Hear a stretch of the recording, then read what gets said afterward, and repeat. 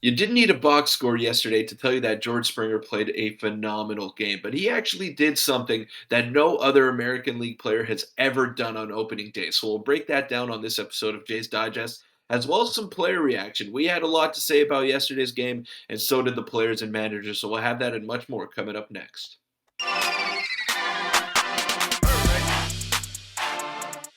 What's up, Jays fans? I'm your host, Peter Vryonis, alongside host Nick Gosse. Now, this is a well-deserved off day, and I can't believe I'm saying that after just opening day. One game in the books, and we already need a little bit of a break because yesterday was a whirlwind of emotions, and the Jays pulled it out late with a late victory over there. Saw some great things on the offensive side of the ball, but man, that was a back and forth game, and not good for the blood pressure going forward. Yeah, I didn't think I was going to want an off day today, but the consensus around Jays Nation, and at least myself, is that it was well deserved just to take everything in from yesterday. I'm sure the players aren't going to complain, but make sure to hit the subscribe button. Your support's been unbelievable. We're on the road to 7,000 subscribers, so make sure to hit that button. But we have some news to get into and some speaking out by the players on the game yesterday. But before that, George Springer makes history. Now, yesterday, we covered it in yesterday's post-game video. I do have the box score again to show you guys here in case you happen to miss the game or the video. Springer went 5 for 6 with 4 runs. Now, bringing his average up to 833. However, this was historical, as George Springer is the first player in American League history to record 5 hits and 4 runs scored on opening day. And Peter, we knew his game yesterday was unbelievable, but we must have, I missed it for yesterday's video. Historical game for George Springer and probably an historical opening day game in general. But what were your thoughts on his performance and this record that no other American League player has ever done in the history of the MLB? Not just the Blue Jays, that's an entire league. Yeah, absolutely. And it's not one of those obscure No. ESPN stats where, oh, George Springer is hitting 800 when he wears pink socks on a Tuesday afternoon. It's not one of those types of stats. This is a legitimate stat that is not getting cherry picked. 5 hits and 4 runs in the same game is nothing to laugh at. And he just was phenomenal yesterday. Hope obviously it's not a sustainable level of play as WRC plus is in the 400s right now, which is 300% better than league average. So we don't expect him to do that over the course of the entire season. But if he can stay healthy, we see what kind of impact that he has at the top of that lineup, and everything gets started with George Springer. Of course, Daulton Varsho drove in the first run. Vladimir Guerrero Jr. added on 3 RBIs. But none of that happens without his base running ability at the top and him just making contact and being a spark plug for that lineup. Yeah, and if he can be one of the best leadoff hitters in baseball, like he's shown for the past few years, even before the Blue Jays when he's healthy, then the lineup is even better. And I think it was Dan Schulman said before the first at bat, as George Springer was walking up, that he is going to be the key to the Blue Jays' success, or at least one of the keys, Yeah. just because he has so many good hitters after him that if he can set the table and get on base consistently, like he did yesterday, going 5 for 6, you can see it was kind of a domino effect. Bo Bichette got going, Vladdy got going, everyone else kind of just took the energy from George Springer and ended up performing, ultimately leading to one of the craziest opening day games I've ever seen, probably the craziest I've ever seen with last year. But yeah, if he can get going, then it's gonna be a very good season for the Blue Jays and the hitters. And this is another guy that you want on your side come October because he is a playoff performer. He is a clutch performer, and that's where he makes his living. Whether he plays 120 games in the regular season or 60 games in the regular season, you know he's good for a nuclear performance in the playoffs. And before he went down with that hand injury or with that concussion, getting hit by Bo Bichette on that collision, I mean, he had 2 hits that game, and he was starting things on the offensive side of the ball. So he's a pivotal player on this team and probably their most important player going forward over the course of a whole season and a playoff run as well. Yeah, he is definitely going to be, and of course, as well, bringing in Brandon Belt with some playoff experience. But George Springer is the best Yeah. playoff hitter on our team and one of the best playoff hitters in baseball. So let us know your thoughts on that as we move into the second topic, which is Blue Jays players and managers speak out on the insane win. And obviously, yesterday was an unbelievable game if you watched. If you didn't watch, even the highlights, I rewatched the game like twice on highlights, YouTube, but Oh yeah, me it was too. unbelievable. And let's just, some people spoke out about it, and we'll start with Daulton Varsho, the newly acquired, of course, left fielder for the Blue Jays. And he said, quote, "It's a lot of fun playing that type of baseball because we can do a lot of things other teams can't." And Peter, we highlighted this in yesterday's video. Of course, yesterday was not the cleanest game. And I know you guys in the comments agreed that it was, like Peter said, you guys agreed with him that it's not sustainable playing like that and winning tons of games. But these are games that we would not have won last year. A game like that we would have lost, whether it's because of the defense, base running. But what are your thoughts on his comment here that we can do a lot of things other teams can't? Because we do have a very, very unique skill set, not only in the infield, but especially in the outfield and base running. Well, I want to clarify because winning games 10-9 is not sustainable. I think we can both agree on that. But what is sustainable is that elite base Yeah. running, Yeah. that smart heads up baseball that we saw yesterday. That is something that you don't need to try to do. That's just something that is ingrained in your skull as a baseball player. And Daulton Varsho making those heads up plays in the outfield.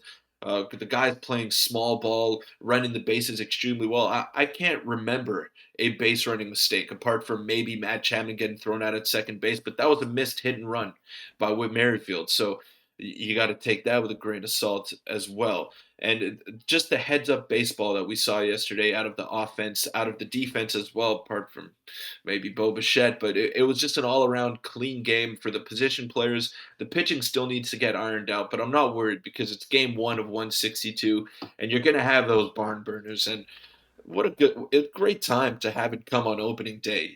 Get the jitters out.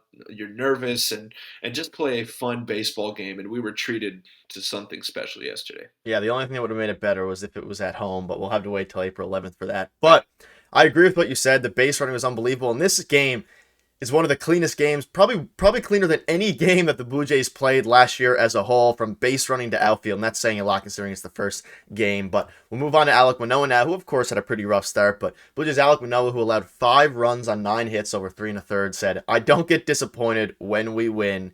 A win is a win." And that's the mindset you got to have. And it wasn't just Alek Manoah who struggled yesterday. It was basically every pitcher, on each team, besides a couple of handpicked guys in the bullpen like Eric Swanson and someone on the Cardinals as well. But what are your thoughts on that comment? I like it. There's nothing else he can really do about it now. I think he's going to bounce back. It was one of the worst starts of his career ever, and it happened in the first game of the season. However, you have to keep in mind, Cardinals lineup is probably the best in baseball, if not like top 3 up there with the Blue Jays and the Astros. But what were your thoughts on that?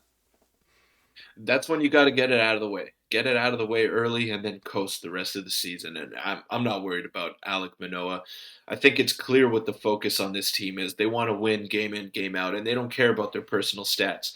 Obviously, to win ball games, you're going to need your guys to hit 300 or close to that, and you're going to need your pitchers to strike guys out and put up some good numbers. But I'm sure Alek Manoah would trade a good outing for a win any day of the week, and pretty much every player on the team is thinking like that going into this season. I mean, the whole mindset of bringing in these veteran guys, the veteran coaching staff that they have now is geared up towards winning, and that's the most important thing on this team, and that should have been the focus throughout the other years, but it clearly wasn't. There was an agenda for each and every player. They were thinking about themselves, all or nothing type of approach, and it's not like that anymore. When you have 19 hits in a game like you did yesterday, not a single home run, and you put up 10 runs, I think that only happened once in the past 6 years for the Blue Jays, and yesterday was one of those days. Yeah, and Kevin Kiermaier touched on the extra innings video on YouTube that winning is all that matters, and everyone seems to be in agreement with that. Of course, everyone has their own goals, but winning is what matters at the end of the day. And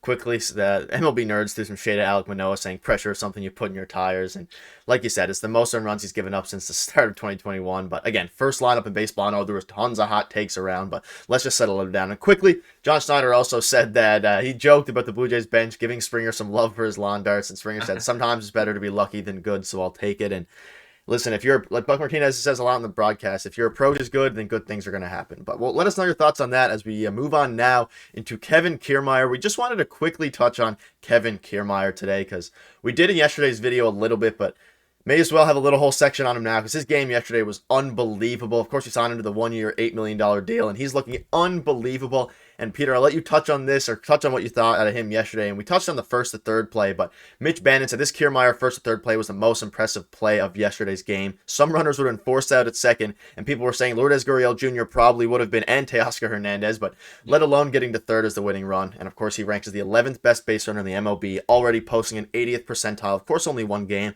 but he's aging well. He's very, very fast. And what were your thoughts on Kiermaier? He played unbelievable on both ends of the field. I'm going to give him the nickname Captain Clutch. That's his nickname for me because when he came up in the top of the ninth yesterday, I was telling my friends, I'm like, I think they're gonna have to bunt him over because Ryan Helsley walked Whit Merrifield on 4 pitches, wasn't even close. So I said, okay, they're gonna let Kevin Kiermaier take a strike, see where Ryan Helsley is at in the zone, and then they're gonna try to bunt him over and get that tying run into scoring position with 1 out.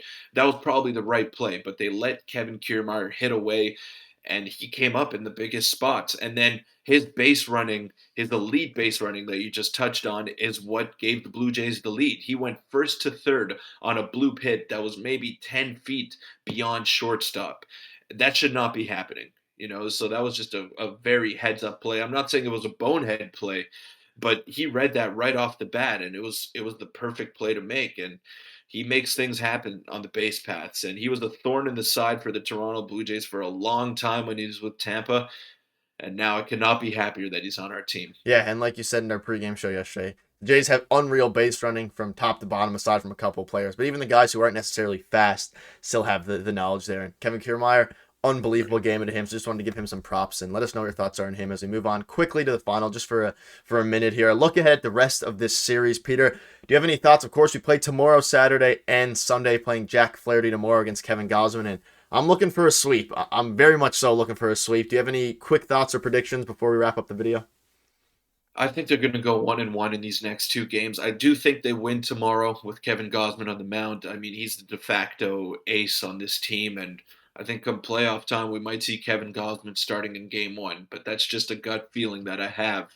I do think they win tomorrow. I think they'll light up Jack Flaherty, who's got some strikeout potential, but Jordan Montgomery always gives the Blue Jays fits for whatever reason. So I'm leaning towards the Cardinals in Game Three, but I have the Jays tomorrow. Yeah, I tend to agree, but I'm very interested to see. Of course, tomorrow's game is going to be super exciting with Gosman and the new pitch clock stuff. But on Sunday, we have Chris Bassett going up, so he had his first real test of major league action as he struggled in spring. Yep. And we'll get to see the lineup against left-handed pitching, which will be interesting to see what they do with Kevin Kiermaier and Daulton Varsho. So it'll be very interesting there. Let us know in the comments your predictions over the rest of this series. And that I wrap up the video. Support's been unbelievable. We'll have a pre-game stream for you guys tomorrow and a post-game video as well. Thank you guys for watching. Make sure to hit the subscribe button. We'll see you then.